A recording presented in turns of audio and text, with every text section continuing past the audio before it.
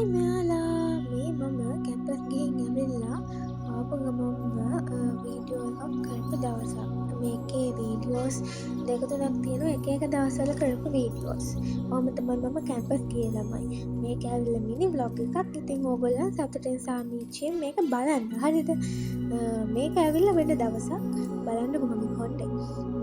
කොණ්ඩේ ගැන ඕගොල්ලන් දැනගන්න ඕන නම් කොණ්ඩේ ගන්න මොනවද කොණ්ඩේ දික් කරගන්නේ කොහොමද කොණ්ඩේ යන්නේ නැති වෙන මොනවද ගන්න වගේ දේවල් දැනගන්න ඕන නම් කමෙන්ට් සෙක්ෂන් එකේ දාන්න තමයි තියෙන්නේ.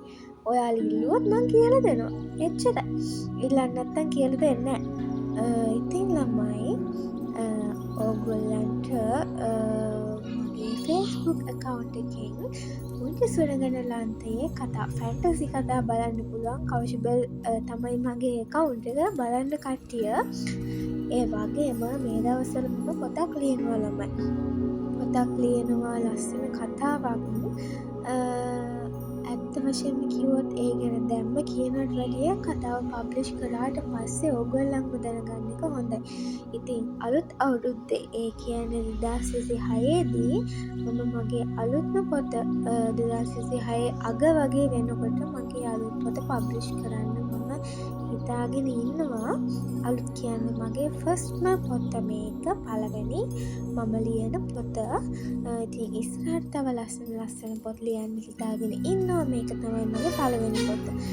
ඉතින් ඒකත් ඕගොල්ලන්ට බලන්න කියලා මම පොත පබ්ලිෂ් කරාට පස්සේ ඕගොල්ලන්ට දැනුම් දෙන්නම්. එතකොට ඕගොල්ලන් ආදරෙන් ගිහලා මගේ පොත බලන්න ඕනේ. හරිද?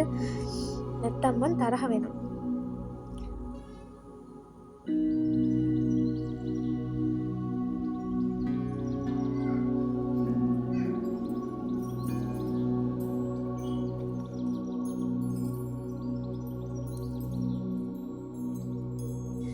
මේ ඇවිල්ලා තම දවසක ලස්සන හවස් වරුවක අහසක් බලන්න කුලම යහස ලස්සන.